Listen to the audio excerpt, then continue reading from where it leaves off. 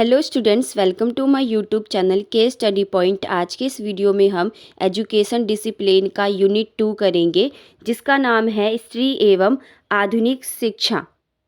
देखिए, इस यूनिट में हम ये सारे टॉपिक्स पढ़ने वाले हैं। समितियों और आयोगों की सिफारिशें, रुकैया सुल्ताना के शैक्षिक प्रयास, शिक्षा के पश्चिमी एवं पूर्वी विचारों का समन्वय, पंडित रामाबाई, ये पंडित हैं, पंडित रामाबाई का पूर्व जीवन, महात्मा ज्योतिबा फुले का शिक्षा दर्शन, सिक्स्थ है सावित्रीबाई फुले और शिक्षा में उनका योगदान। ब्रिटिशों का आगमन भारत के लिए अभिशाप के साथ साथ वरदान भी साबित हुआ। उपनिवेशवाद ने स्वदेशी लोगों को उनकी भूमि और संस्कृति से वंचित कर दिया। ब्रिटिश वैज्ञानिक शिक्षा पाश्चात्य विचार और शिक्षा की एक नई प्रणाली लेकर आए। प्रत्यक्ष रूप और अप्रत्यक्ष रूप दोनों ही रूप में महिलाओं की स्वतंत्रता की पश्चिमी अवधारणा ने भारत के बुद्धिजीवियों को हिलाकर रख दिया। हमने पढ़ा था पिछले चैप्टर में कि औपनिवेशिकों ने कैसे क्या किया था, हमारे शिक्षा प्रणाली को चेंज कर दिया था। एक चीज़ उन्होंने बहुत सारी चीज़ें वैसे उन्होंने अच्छी भी की थी कि जैसे महिलाएं हैं, उनको पढ़ने का अधिकार नहीं था भारत में, लेकिन उन्होंने कहा कि नहीं, महिलाओं को भी पढ़ाना चाहिए, तो ये चीज़ अच्छी थी उनकी। बंगाली भद्रलोक मुस्लिम समाज की अपेक्षा ब्रिटिशों की संस्कृति और शिक्षा प्रणाली के प्रति अधिक आकर्षित हुए। अंग्रेजों के आगमन से पहले मुसलमानों ने भारत के महत्वपूर्ण क्षेत्रों पर शासन किया, लेकिन ब्रिटिशों के आगमन ने उनके आधिपत्य को प्रत्येक क्षेत्र में समाप्त कर दिया था। वे भारत के अन्य समुदाय की तुलना में बहुत पिछड़ गए थे। जैसे आपको पता है कि जब अंग्रेज आए थे, उससे पहले कौन शासन कर रहा था भारत पे? ज़्यादातर मुस्लिम शासन चल रहा था। तो जब अंग्रेज आते हैं तो क्या होता है, बहुत जगह से मुस्लिमों शासकों का क्या होता है, वो एक तरह से पिछड़ जाते हैं और ज़्यादातर इलाकों पे अंग्रेजों का शासन हो जाता है। तो हालांकि दोनों समुदायों में कई शैक्षिक कार्यक्रमों और सुधार आंदोलन को शुरू किया गया था, लेकिन इन सुधारों का उद्देश्य किसी भी तरह से प्रचलित पितृसत्तात्मक व्यवस्था पर चोट करना नहीं था। भारतीय पितृसत्ता और ब्रिटिश उपनिवेशवादियों के बीच एक रूपता जैसी स्थिति पाई जाती है। ब्रिटिश शिक्षा प्रणाली का उद्देश्य जहां अपना शासन बनाए रखने के लिए कर्मचारियों को तैयार करना था, जैसा कि मैकाले के शब्दों में परिलक्षित होता है, हमें वर्तमान में एक ऐसा वर्ग बनाने की पूरी कोशिश करनी चाहिए जो हमारे और उन लाखों लोगों के बीच व्याख्याकार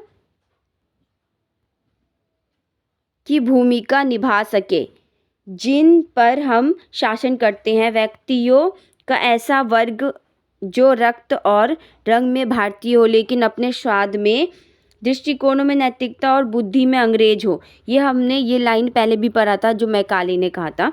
इसी तरह का उद्देश्य भारतीय पितृसत्ता के प्रति भी रखा गया, जहां औपनिवेशिक सत्ता की सेवा करने वाले पूंजीपति पुरुषों के लिए उपयुक्त साथी भर तैयार किए जाने थे। मतलब क्या बोला इसमें कि इन्होंने क्या कहा था कि जैसे भारत में क्या होता था, जो अमीर लोग होते थे उन्हीं को ज़्यादा महत्व मिलता था, और जो पिछड़े वर्ग के लोग होते थे उनको नहीं ज़्यादा महत्व मिल पाता था। और पितृसत्तात्मक बोला इन्होंने कि ज़्यादातर क्या होता था, पुरुषों का वो चलता था, पुरुषों का अधिकार हुआ करता था हर चीज़ पे। तो वही है ये बोला। 19वीं सदी के महिला सुधार आंदोलनों की ऐतिहासिकता यह है कि इस दौर में महिलाओं के जीवन में सुधार लाने का प्रयास किया गया। उन्हें शिक्षा तथा सार्वजनिक जीवन में अधिक से अधिक भागीदारी के अवसर प्राप्त हुए। पूर्व आधुनिक युग की पारंपरिक जीवन शैली से उन्हें मुक्ति मिली।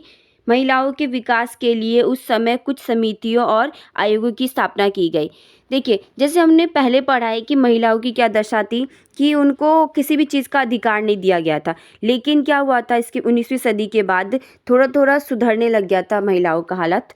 तो और उनके लिए क्या किया गया, बहुत सारे आयोग बनाए गए, समितियां बनाई गई, यही सब बोला है इसमें।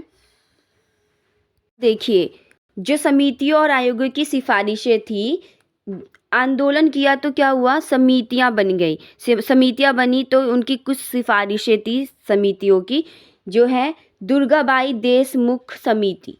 इसका क्या था, दुर्गाबाई देशमुख समिति नाम था इसका। 1959 में बनी थी ये।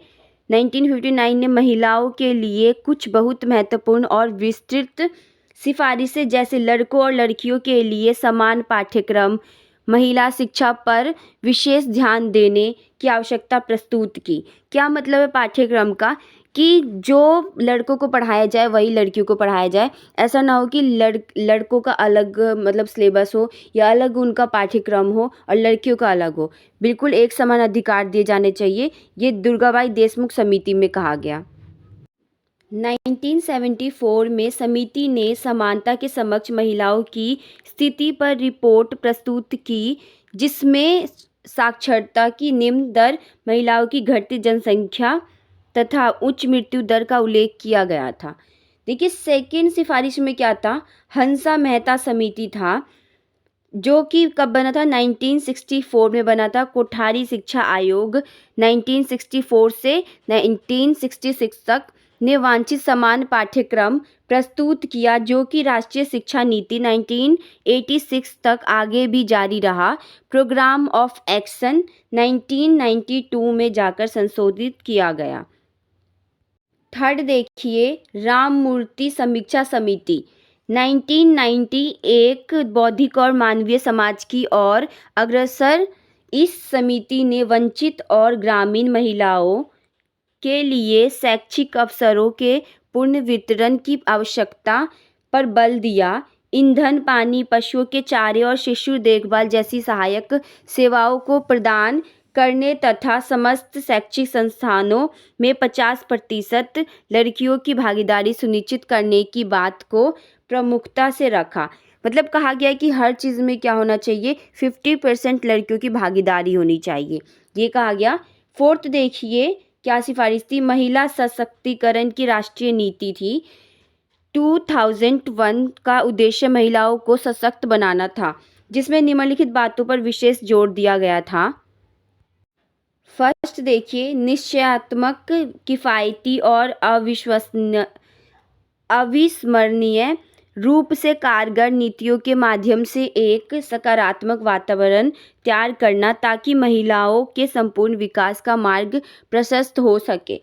सेकंड था, महिलाएं राजनीतिक, आर्थिक, सामाजिक, सांस्कृतिक और दीवानी सभी क्षेत्रों के मौलिक अधिकारों तथा कानूनी व मानवाधिकार जैसे अधिकारों को प्राप्त करने में सक्षम हो। थर्ड बोला गया था, महिलाएं सभी स्तरों पर गुणवत्तापूर्ण शिक्षा, चिकित्सीय सुविधाएं, करियर एवं रोजगार संबंधी मार्गदर्शन होगा ये, तथा सामाजिक सुरक्षा प्राप्त कर सके, इसकी योजना करना, इन सब की योजना तैयार करना। फोर्थ, एक ऐसी कानूनी व्यवस्था विकसित करना जो महिलाओं के साथ होने वाले सभी प्रकार के भेदभाव को दूर कर सके। फिफ्थ था, महिलाओं और बच्चियों के प्रति होने वाले सभी तरह के भेदभाव को दूर करके उनके प्रति समाज के नज़रिए को बदलना भी था इस समिति का सिफारिश। रुकैया सुल्ताना के शैक्षिक प्रयास, हम देखेंगे कि रुकैया सुल्ताना जो थी, उन्होंने कैसे कैसे हेल्प की महिलाओं की पढ़ने लिखने में और बहुत सारी चीज़ों में। औपनिवेशिक भारत में महिलाओं की स्वतंत्रता के इतिहास में बेगम रुकैया 1880-1932 की छवि ध्रुव तारे की तरह रही है, जिन्होंने हमेशा अपनी जाति का मार्ग प्रशस्त किया। रुकैया ने मुस्लिम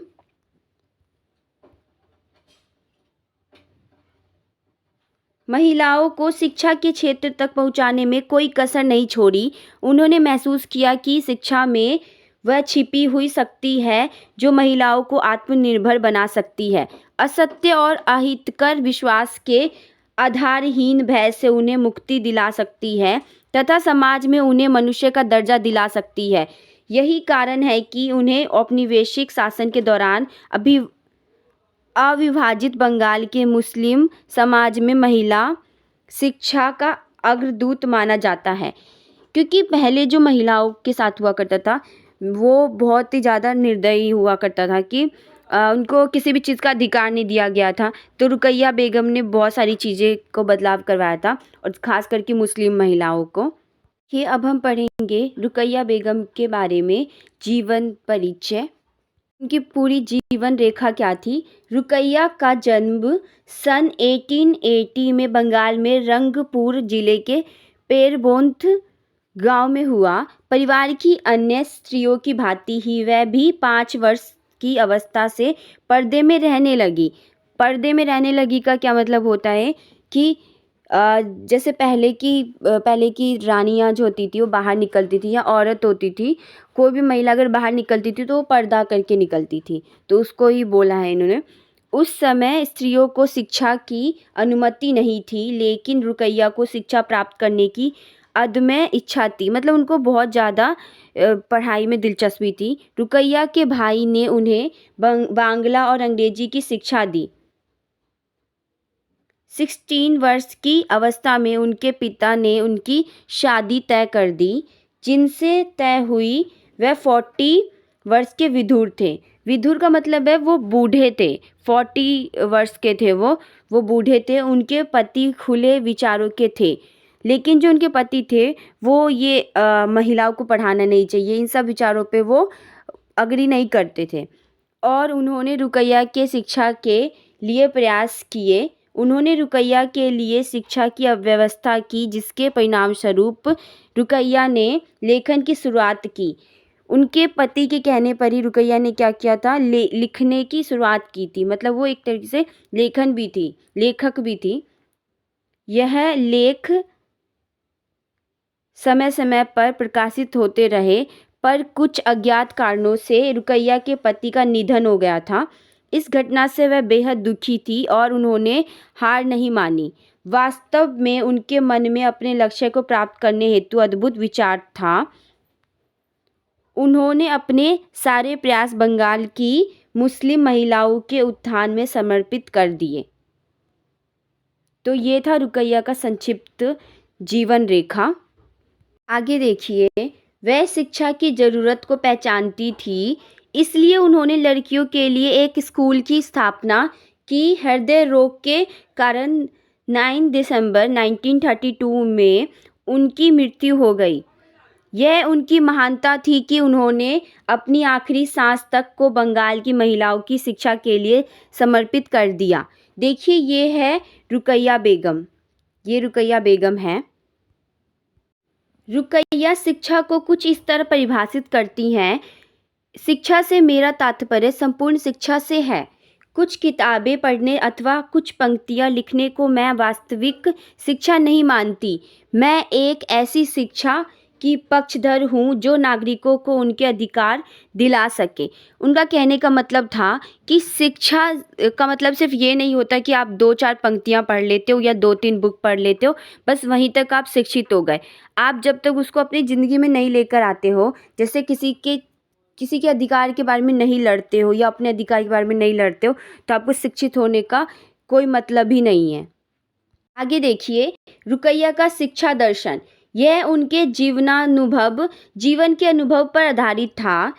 रुकैया ने अपने जीवन में आदर्शवादी रुख अपनाया। उन्होंने यह देखा था कि कैसे प्रतिसत्तात्मक प्रभुत्व और परंपरावादी धार्मिक मान्यताओं के चलते मुस्लिम महिलाएं पीड़ित होती हैं। इन पीड़ाओं से उन्हें मुक्त करने हेतु उन्हें शिक्षा की आवश्यकता है। वह एक ऐसे समय का स्वप्न देखती हैं जहां मुस्लिम महिलाएं भी पुरुषों के बराबर हो पाएंगी। ये सब कहा है उन्होंने। देखिए, ये है रुकैया बेगम के शिक्षा का लक्ष्य और उद्देश्य, कि उनका लक्ष्य और उद्देश्य क्या था। रुकैया ने यह माना कि शिक्षा का उद्देश्य मात्र डिग्री प्राप्त करना और नौकरी लेना नहीं होता, यह तो मनुष्य के संपूर्ण शारीरिक, मानसिक और नैतिक विकास हेतु होनी चाहिए। सेकेंड, शिक्षा को बच्चों के तन और मन को विकसित करना चाहिए। शिक्षा जीवन को तैयार और संपूर्ण रूप में जीने का माध्यम है। फोर्थ देखिए, शिक्षा को आधुनिक और प्राचीन, भौतिक और आध्यात्मिक साज बनाकर चलना चाहिए, ताकि जीवन के विभिन्न विरोधी तत्वों के बीच संतुलन बना रहे और पश्चिमी ज्ञान को ग्रहण करते हुए भी हम अपने भीतर विद्यमान भारतीयता की पहचान को ना खोएं। क्या कहने का मतलब था, ये कहती हैं कि आप पश्चिमी शिक्षा लो, लेकिन ऐसा नहीं हो कि आप पश्चिमी शिक्षा लेते लेते आप अपने भारतीय परंपरा और इन सब चीज़ों को ही भूल जाओ, कि ये सब चीज़ अगर आप पश्चिमी शिक्षा लेते हो तो ये कुछ गलत बात नहीं है, लेकिन आप अपने भारतीयता को मत भूलो। ये कहा था रुकैया सुल्ताना ने।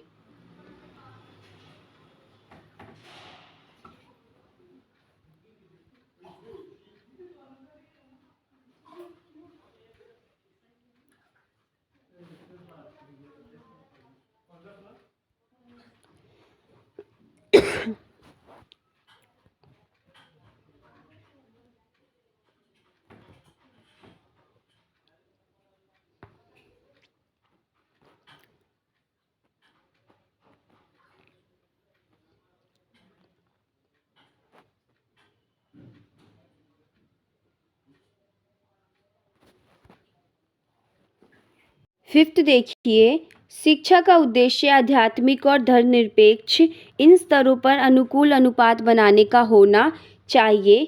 अतः हमें लड़कियों की मानसिकता बदलनी होगी और उन्हें आधुनिक बनने की शिक्षा देनी होगी।